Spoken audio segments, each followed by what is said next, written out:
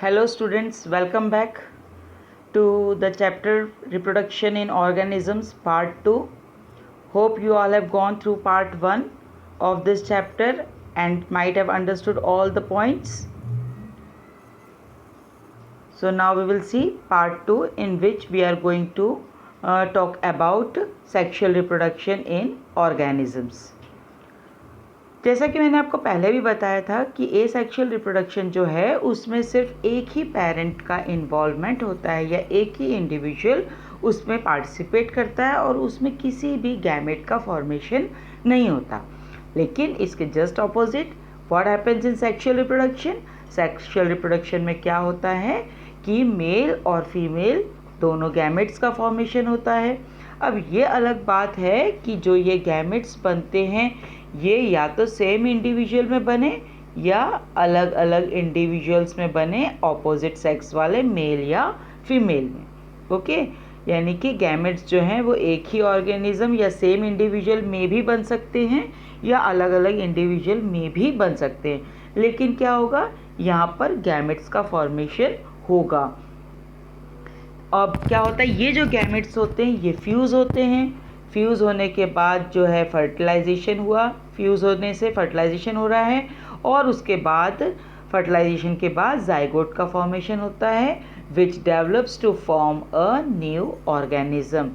ये एक बहुत ही एलैबोरेट, कॉम्प्लेक्स और स्लो प्रोसेस है। जिस तरीके से हम देखते हैं binary fission is a very fast process, यहाँ पर उतना फास्ट नहीं होता है कि तुरंत ही गैमेट फ्यूज़ हो जाए, जाइगोट बन जाए और एक नया इंडिविजुअल डेवलप होकर मैच्योर हो जाए। Here the process it is slow as compared to the asexual reproduction, because यहाँ पर क्या होता है मेल और फीमेल की बॉडी के अंदर गैमेट्स का फॉर्मेशन होता है। Sexual reproduction results in the offsprings. अब यहाँ पर क्या है कि जो सेक्सुअल रिप्रोडक्शन में जो ऑर्गेनिज्म या ऑफस्प्रिंग का जो फॉर्मेशन होता है ये इनके पेरेंट के आइडेंटिकल या अपने भाई बहनों के आइडेंटिकल नहीं होते हैं। ओके, क्योंकि यहाँ पर हो रहा है दो अलग अलग इंडिविजुअल के गैमेट्स का फ्यूजन हो रहा है, तो इसीलिए ऑर्गेनिजम्स क्या होते हैं उसमें वेरिएशन होता है। आपने क्लास 11th में क्रॉसिंग ओवर या मियोसिस में आपने देखा होगा कि किस तरीके से क्रॉसिंग ओवर से क्रोमोसोम्स जो हैं इधर उधर अपने पार्ट्स को डिस्ट्रीब्यूट करते हैं, इसके कारण वेरिएशंस जो हैं वो आते हैं। तो सेक्सुअल रिप्रोडक्शन कुछ इस तरीके से होता है। ऑल ऑर्गेनिज्म, अब देखिए पूरी की पूरी प्रोसेस किस ढंग से चलती है सेक्सुअल रिप्रोडक्शन की। सारे ही जो ऑर्गेनिज्म हैं वो ऐसा नहीं है कि they took birth and they start reproducing sexually, not at all. हमेशा क्या होता है कभी भी कोई ऑर्गेनिज्म जो है वो सेक्सुअली रिप्रोड्यूस होना तब स्टार्ट करेगा जब वो एक सर्टेन एज ऑफ ग्रोथ और उसकी लाइफ की जो है वो मैच्योरिटी नहीं आ जाती, उससे पहले वो सेक्सुअली रिप्रोड्यूस नहीं करता है। और ये जो फेज़ होता है that is called as the juvenile phase. इस फेज़ को हम वेजिटेटिव फेज़ भी कहते हैं क्योंकि इस दौरान बॉडी अपने आप को पूरी तरीके से तैयार करती है, बाकी जो उसके वेजिटेटिव पार्ट्स हैं वो डेवलप होते हैं। एंड ये जो जुवेनाइल फेज़ है ये हर ऑर्गेनिज्म में अलग अलग होता है। तो प्लांट्स में इस फेज़ को हम वेजिटेटिव फेज़ कहते हैं और एनिमल्स में it is called as the juvenile phase.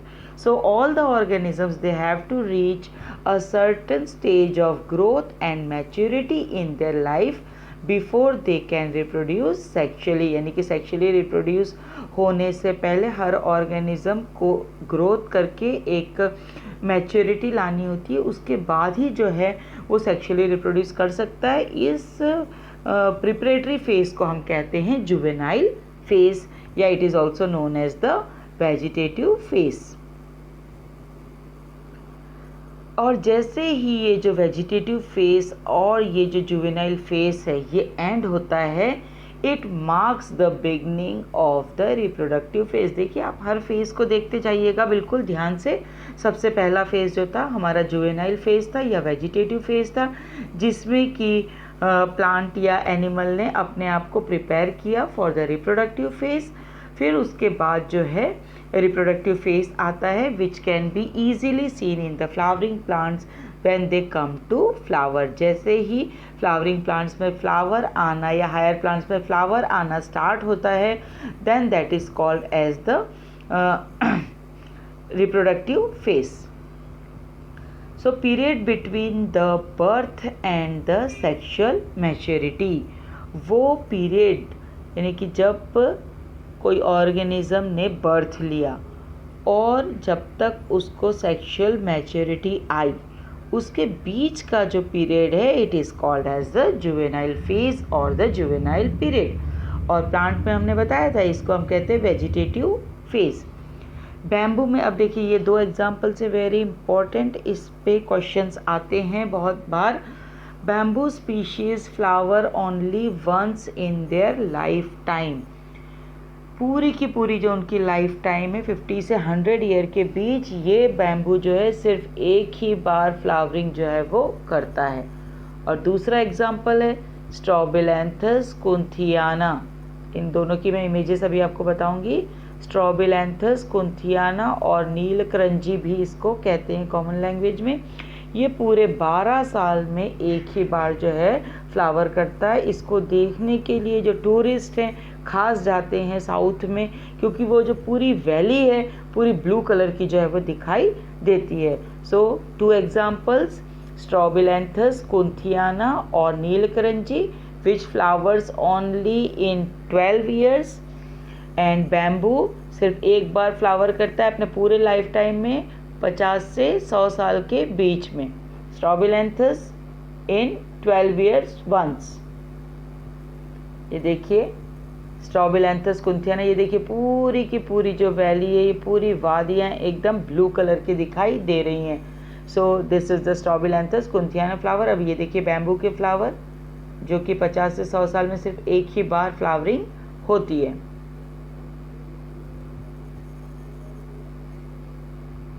Now features of sexual reproduction. Females जो होती हैं इसमें कुछ साइक्लिक चेंजेस होते हैं। सेक्सुअली रिप्रोड्यूसिंग जो फीमेल्स होती हैं, एग्जांपल जैसे कि हम प्लेसेंटल मैमल्स को भी देखते हैं, तो इसमें साइक्लिकल चेंजेस होती हैं। उसमें ओवरीज हैं, उससे जो एसेसरी डक्ट्स हैं और जो हार्मोन्स हैं उसमें चेंजेस होते हैं। देखिए 2 तरह की साइकिल्स हैं, एस्ट्रस साइकिल और मेंस्ट्रुअल साइकिल। तो व्हाट इज एस्ट्रस साइकिल?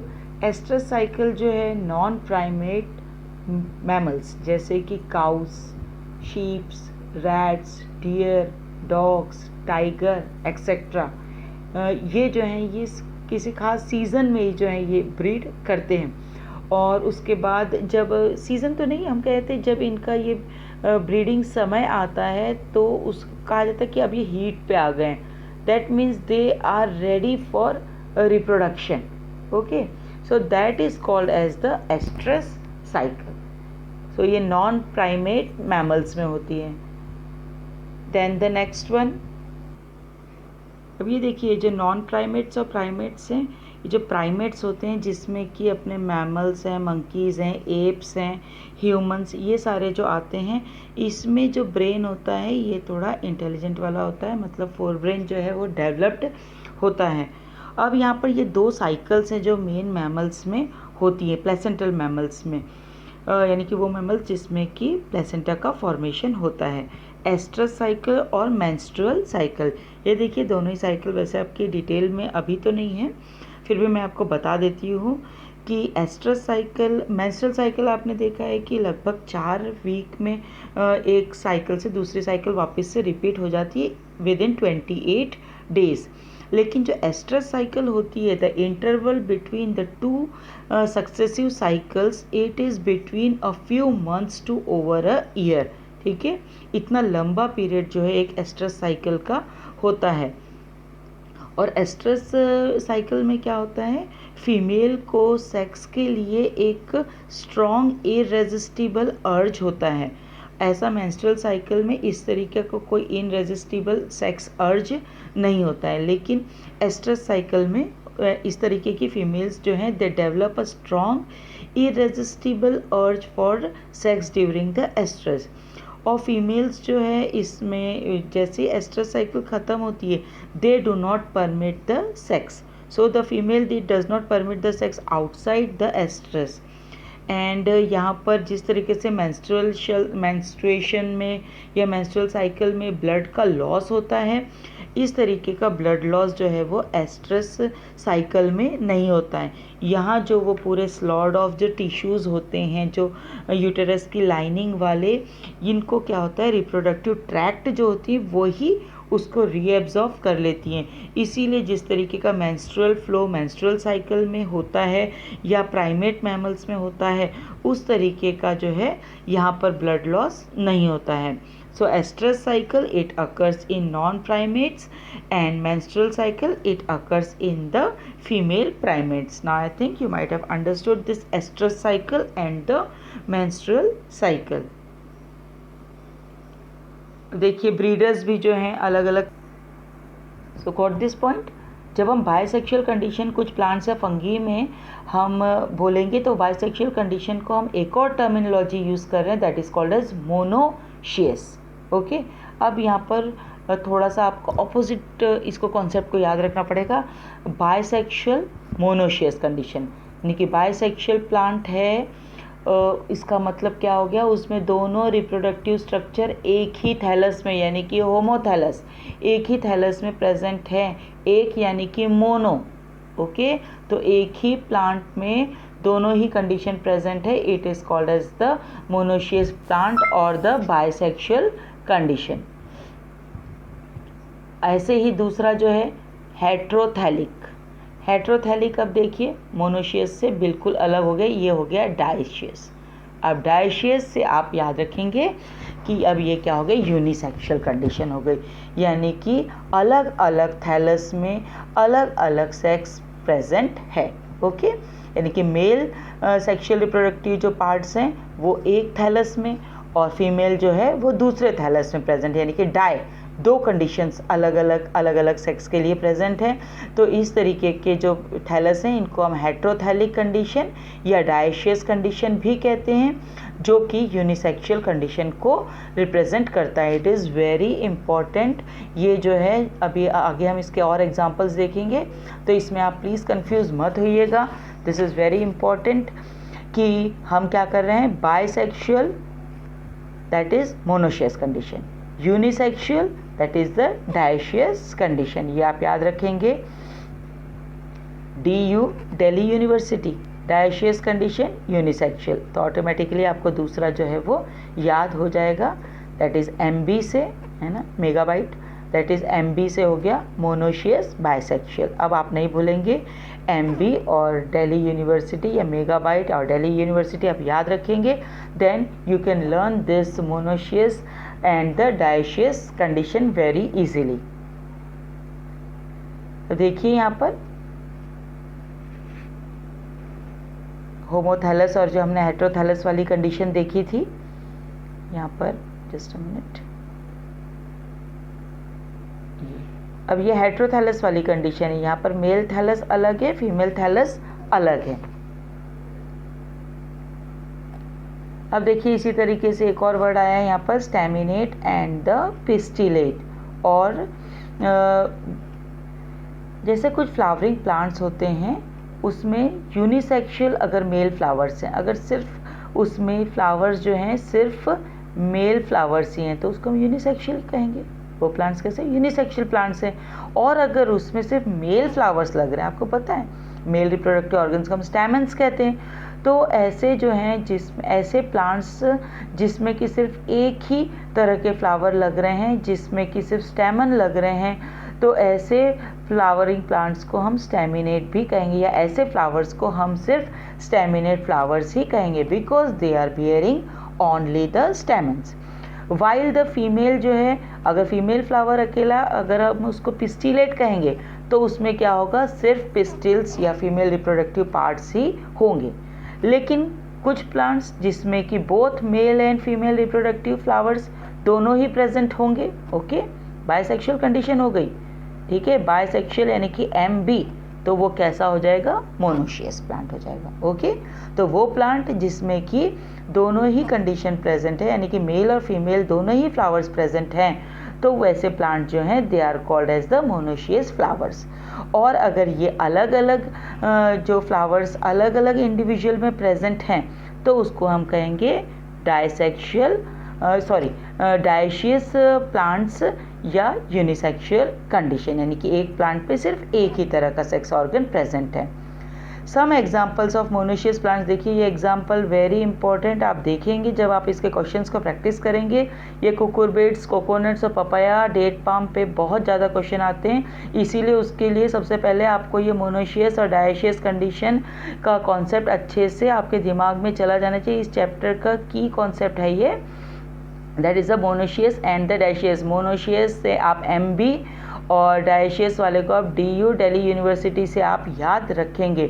अब देखिए यहाँ पर एग्जांपल दिया है मोनोशियस प्लांट का, यानी कि MB यानी कि bisexual condition.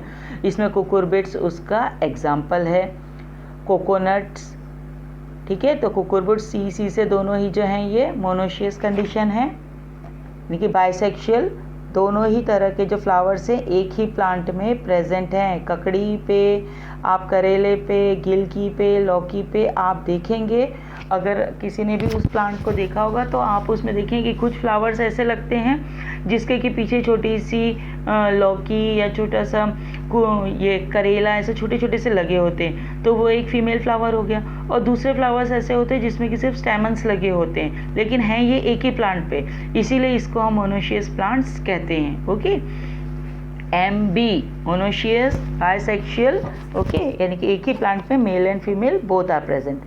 Then dioecious plants जो हैं they are papaya and the date palm. अब यहाँ पर डायशियस कंडीशन यानी कि यूनिसेक्सुअल DU। तो यहाँ पर क्या हो रहा है, पपाया का हमने पहले भी बताया था कि पपाया में एक दो प्लांट्स रहते हैं। एक प्लांट जो होता है उसमें it is having only male flowers, और जो दूसरा होता है it is, so got this examples very important. Monoecious का है cucurbits and coconuts, and dioecious का है पपाया एंड डेट पाम्स। देखिए यही एग्जाम्पल्स जो हैं वो एग्जाम में पूछे जाते हैं, कुछ नया नहीं पूछा जाएगा इसमें, तो एग्जाम्पल्स को भी आप याद रख सकते हैं। देखिए ये तो हो गया हमारे प्लांट्स का part. Now we will see what about the animals. क्या एनिमल्स में भी ऐसा होता है कि एक ही एनिमल में मेल और फीमेल दोनों ही प्रेजेंट हो? ऐसे होते हैं, देयर आर मेनी एनिमल्स या मेनी ऑर्गेनिजम्स जिसमें कि मेल और फीमेल रिप्रोडक्टिव ऑर्गन्स दोनों ही प्रेजेंट होते हैं। फॉर एग्जांपल अर्थ फॉर्म है, स्पॉन्ज है, इसमें क्या होता है, both the gametes both the reproductive organs they are present on a individual, single individual only. So ऐसे जो एनिमल्स होते हैं they are called as the bisexual. अब जैसे एग्जांपल्स यहाँ पर और भी हैं, टेप फॉर्म है एंड लीच है, these are the typical examples of the bisexual animals that possess both the male and the female reproductive organs. तो ऐसे बाइसेक्सुअल ऑर्गन्स को यहाँ पर अब क्या बोला जा रहा है, दे आर कॉल्ड एज हर्माफ्रोडाइट्स। वहाँ पर हमने मोनोशियस कहा था, अब यहाँ पर बाइसेक्सुअल जो एनिमल्स हैं वे विच आर हैविंग बोथ या which possess both male and female reproductive organ, जैसे कि अर्थवॉर्म में भी होता है, this type of animals they are called as the hermaphrodites. अब दूसरा है कॉकरोच, जो कि यूनिसेक्सुअल स्पीशीज़ है, यानी कि इसमें मेल और फीमेल जो हैं वो अलग अलग होते हैं। ऐसे एस्केरीज में भी जो है आपको पता है मेल और फीमेल अलग अलग होते हैं, तो उस तरीके के जो हैं they are the examples of the unisexual species. तो यहाँ पर आपको हर्माफ्रोडाइट वर्ड जो है याद रखना पड़ेगा। टेप फॉर्म है, लीच है, this all are the sponges हैं, अर्थ फॉर्म है, this all the examples of the bisexual organisms, और we can also call them as the hermaphrodites. देखिए अर्थ फॉर्म का यहाँ पर ये पार्ट है, यहाँ पर इसके रिप्रोडक्टिव ऑर्गन्स जो हैं दे आर प्रेजेंट। ये अर्थ फॉर्म का यहाँ पर ये सेक्शन लेकर भी बताया गया है कि ovary it is present over here and the same organism testis is also present. इसीलिए हम अर्थ फॉर्म को बाइसेक्सुअल एनिमल और हर्माफ्रोडाइट भी बोलते हैं।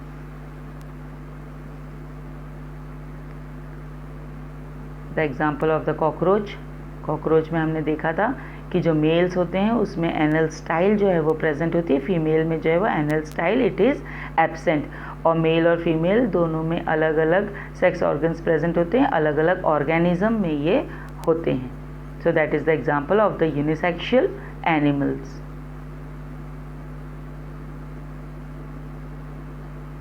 अब देखिए diversity of the sexuality in organism में यहाँ पर एक मोनोशियस प्लांट कारा के बारे में बताया है। MB यानी कि both bisexual oogonium that is the female sex organs and the antheridium that is the male sex organ. देखिए इस पे भी कई रिफ्रेशर्स में इस पे क्वेश्चन जो है वो पूछते हैं कि इसको लेबल करिए कि फीमेल रिप्रोडक्टिव पार्ट कौन सा है या मेल रिप्रोडक्टिव पार्ट कौन सा है या ये कौन सा प्लांट है। तो this is a Chara plant. ये कौन सा प्लांट है? It is a Chara plant where both the male and the female sex organs they are present in a single plant on the same plant. देखिए ऊपर जो है वो oogonium है that is the female sex organs और नीचे जो है ये सर्कुलर सा दिखाई दे रहा है दैट इज़ द एंथ्रीडियम और द मेल सेक्स ऑर्गन।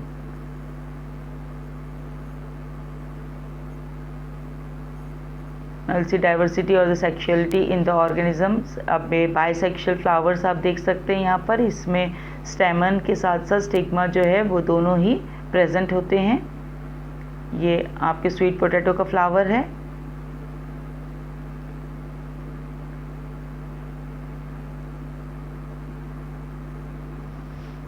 अब जो हम गैमेटोजेनेसिस देख रहे थे उसमें गैमेट्स का फॉर्मेशन किस तरीके से होता है that we will see. Gametes जो होते हैं they in all the heterogametic species, जो गैमेट्स जो होते हैं they are of 2 different types. Heterogametic species में हम कह रहे हैं जिसमें कि गैमेट्स जो हैं वो 2 तरह के होते हैं। Okay, male gamete and the female gamete.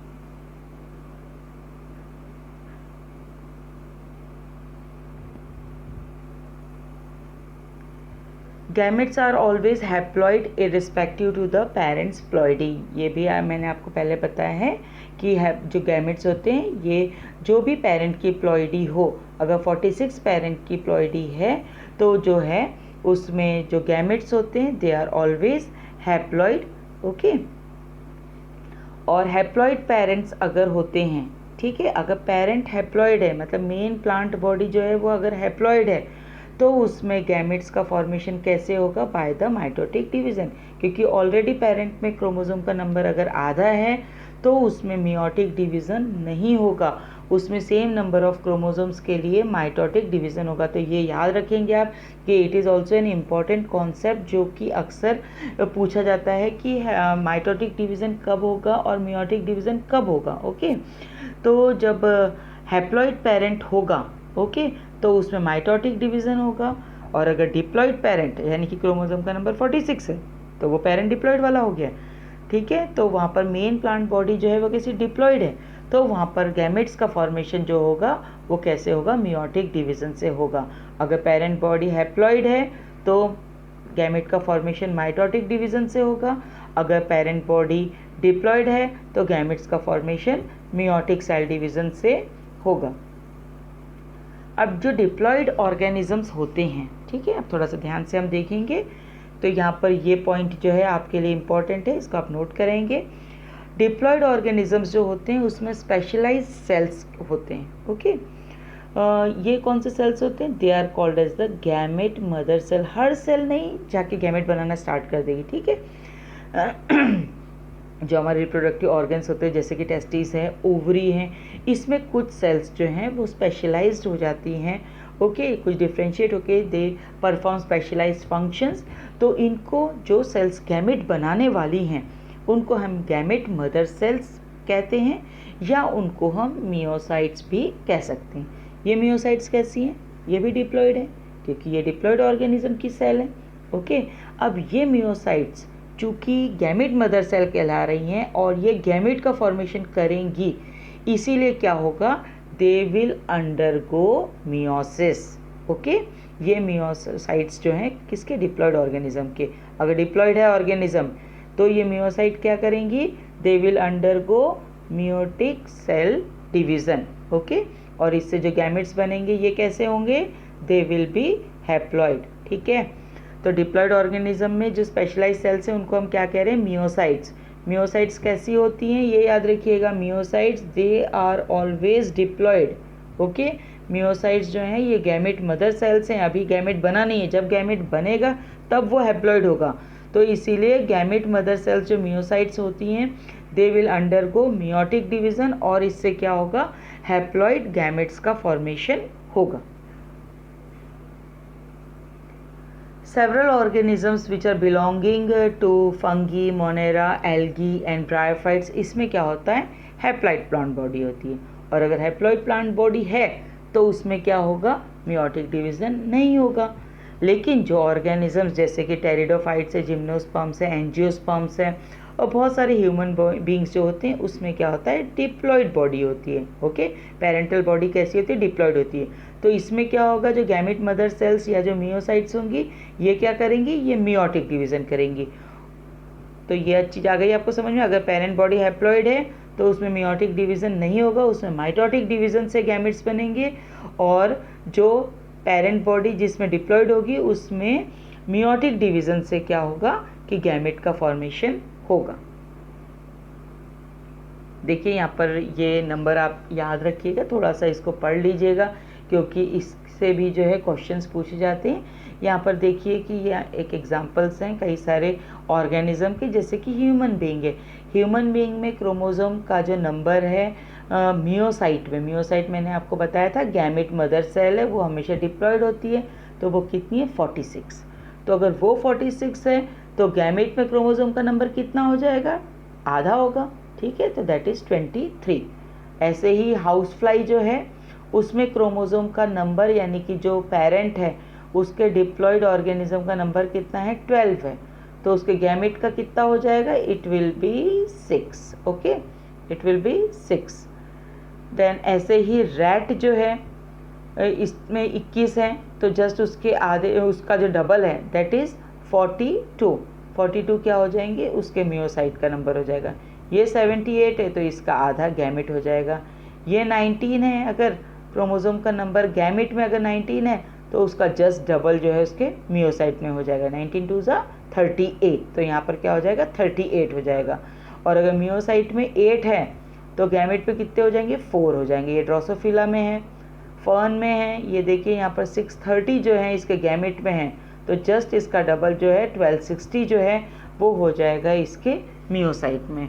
बाकी आप देख सकते हैं इसको। एप्पल में देखिए, एक जगह मैंने देखा था क्वेश्चन जो है वो एप्पल के क्रोमोसोम नंबर पे भी पूछा गया था। एप्पल में 34 है मियोसाइट में, तो जस्ट इसके आधे जो हैं वो आपके गैमेट्स में हो जाएंगे। और अगर गैमेट में 12 हैं तो जस्ट इसका डबल जो है, देखिए राइस में 12 हैं गैमेट में, तो इसके जो मियोसाइट है उसमें 24 होंगे। मेज़ में जो है मियोसाइट में 20 हैं तो गैमेट में 10 हो जाएंगे। पोटैटो में गैमेट में 24 हैं तो मियोसाइट में 48 हो जाएंगे। बटरफ्लाई में देखिए 380 हैं तो जस्ट उसका आधा जो है वो गैमेट्स में हो जाएगा। ओनियन में 16 गैमेट में हैं तो 32 जो है वो मियोसाइट में हो जाएंगे। Hope you understood all those things. Now you can fill these blank spaces in your NCERT book also. Now we will see. अब देखिए वहाँ पर अपन ने गैमेटोजेनेसिस देख लिया, यानी कि गैमेट्स का फॉर्मेशन देख लिया। By the gamete mother cells जो हैं वो हैप्लॉइड गैमेट का फॉर्मेशन करती हैं। अब ये गैमेट्स बन गए, it may be in the form of following grains, it may be sperms, it may be ova, anything. Okay, तो वो सब क्या हैं, they all are the gametes. अब ये गैमेट्स को ट्रांसफ़र होना है at the site of fertilisation. जिस जगह पर फर्टिलाइजेशन होना है उस जगह पर गैमेट्स ने आना है। तो male and the female gamete must be physically brought together to facilitate the fusion which is called as fertilisation. अब क्या है, यहाँ पर मेल और जो फीमेल गैमेट्स बने उनको फिजिकली पास आना ज़रूरी है, तभी उनका क्या होगा, फ्यूजन होगा। और उस फ्यूजन की प्रोसेस को हम क्या कहते हैं, fertilisation. In the cases of male gametes, ज़्यादा करके केसेस में क्या होता है, मेल गैमेट्स जो होते हैं वो मोटाइल होते हैं, यानी कि वो एक जगह से दूसरी जगह मूव कर सकते हैं। और जो फीमेल गैमेट्स होते हैं दे आर नॉन मोटाइल। इसीलिए मेल गैमेट्स जो है वो मोटाइल होने के कारण वो फीमेल गैमेट्स जो कि नॉन मोटाइल है उस तक पहुंचते हैं। तो this is called as gamete transfer. कुछ फंगीज में क्या होता है, मेल और फीमेल दोनों ही जो गैमेट्स हैं वो मोटाइल होते हैं। और बहुत सारे केसेस में क्या होता है, water it is the medium for the gamete transfer. जैसे ब्रायोफाइट्स हैं, एल्गी हैं, पानी में रहने वाले जितने भी ऑर्गेनिज्म है उसमें वाटर जो है वो गैमेट्स का ट्रांसफ़र करता है। अब यहाँ पर देखिए ये एक और इम्पॉर्टेंट पॉइंट है जिससे रिलेटेड क्वेश्चंस जो हैं वो एग्ज़ाम में पूछते हैं। मेल गैमेट्स जो हैं उनका नंबर जो है सेवरल थाउजेंड टाइम्स ज़्यादा होता है in comparison to the female gametes which are produced. So why? क्योंकि ये जो मेल गैमेट्स होते हैं इनको एक जगह से दूसरी जगह ट्रैवल करते हुए फीमेल गैमेट्स तक पहुंचना होता है, तो वो ट्रैवलिंग के दौरान जो है उनको लॉसेस हो सकते हैं, कई प्रीडेटर्स उनको ख़त्म कर सकते हैं या दूसरे कुछ और लॉसेस हो सकते हैं, तो उन लॉसेस को कंपनसेट करना during the gamete transfer, that is why these gametes, the which gametes, the male gametes, they are produced several 100,000 times। ठीक है, बहुत ज़्यादा जो है ये नंबर में प्रोड्यूस होते हैं क्योंकि इनको उस नुकसान का हर्जाना पूरा करना है जो कि उनको ट्रांसफ़र के दौरान होता है। ट्रांसफ़र के दौरान उनको बहुत सारी चीज़ों से वो ख़त्म हो सकते हैं या कुछ जो है वो पहुंच ही नहीं सकते, इसीलिए बहुत सारे बनेंगे, तो कुछ जो है फीमेल गैमेट्स तक पहुंच पाएंगे। अब देखिए सीड प्लांट्स में जैसे कि एंजियोस्पर्म्स में पोलन ग्रेन्स जो हैं they are the carriers of the male gametes. Pollen grains के अंदर क्या होते हैं? मेल गैमेट्स होते हैं। एंड ओव्यूल के अंदर क्या होता है? एग होता है। तो पोलन ग्रेन्स जो होते हैं वो कहाँ प्रोड्यूस होते हैं? They are produced in the anther. Okay, इसीलिए इनको पोलन ग्रेन्स को कहाँ तक पहुँचना है? To the stigma. इनको वहाँ ट्रांसफ़र होना है by the process that is called as pollination before it can lead to fertilisation. Okay, लेकिन जो क्रॉस पॉलिनेटिंग प्लांट्स हैं जिसमें कि डायशियस प्लांट्स है, ठीक है, DU याद है, यूनिसेक्शुअल, यानी कि ऐसा प्लांट जिसमें कि एक ही तरीके के फ्लावर्स लग रहे हैं, आइदर मेल और द फीमेल। तो यहाँ पर क्या है कि क्रॉस पॉलिनेशन होना है, तो इसमें पॉलिनेशन की प्रोसेस चलेगी। This is the specialised event which is called as pollination. इसमें क्या हो रहा है कि this process it facilitates the transfer of the pollen grains to the stigma. और पोलन ग्रेन्स क्या करते हैं? स्टिग्मा के ऊपर जर्मिनेट होते हैं, वहाँ पोलन ट्यूब का फॉर्मेशन करते हैं और उस पोलन ट्यूब से होते हुए क्या होता है? मेल गैमेट जो है it reaches to the ovule और वहाँ पर अपने मेल गैमेट्स जो हैं वो एग के पास वो डिस्चार्ज कर देते हैं। ये हम देखेंगे रिप्रोडक्शन इन फ्लावरिंग प्लांट्स में, इसको पूरी तरीके से डिटेल में इससे रिलेटेड ऐसा कोई क्वेश्चन एग्जाम में नहीं आता है। और डायशियस एनिमल्स जैसे कि मेल एंड फीमेल गैमेट्स, अब एनिमल्स की अगर हम बात करते हैं तो यहाँ कोई पॉलिनेशन नहीं हो रहा है, तो यहाँ पर क्या हो रहा है कि मेल और फीमेल गैमेट्स जो हैं अलग अलग इंडिविजुअल्स में बन रहे हैं। तो यहाँ पर ऑर्गेनिज्म के ही स्पेशल मैकेनिज़्म होते हैं कि वो किस तरीके से अपने गैमेट्स जो हैं उसको ट्रांसफ़र करते हैं। तो देखिए ये एक बायसेक्शुअल सेल्फ फर्टिलाइजिंग प्लांट है, पीज में भी होता है, ये आप देख सकते हैं। हिबिस्कस को इस तरीके का फ्लावर आपने देखा होगा। इसमें क्या हो रहा है कि transfer of the pollen grains to the stigma is relatively easy, क्योंकि देखिए यहीं पर ही क्या है? स्टिग्मा प्रेजेंट है और यहीं पर ही है पोलन ग्रेन्स प्रेजेंट है, तो यहाँ से यहाँ पहुँचने में इसको ज़्यादा दूरी नहीं तय करनी पड़ रही है। तो यहाँ पर क्या है? पॉलिनेशन ज़्यादा ईजीली हो जाता है क्योंकि the anthers and the stigma they are located close to each other। तो bisexual plants जो होते हैं they are self fertilizing plants also। तो यहाँ पर हमने इतना पार्ट देखा in chapter 2, in chapter 1 part 2 हमने देख लिया है। I hope you all might have understood. आप इसको देख के ज़रूर you give your comments. If any doubts you can ask me. Thank you so much.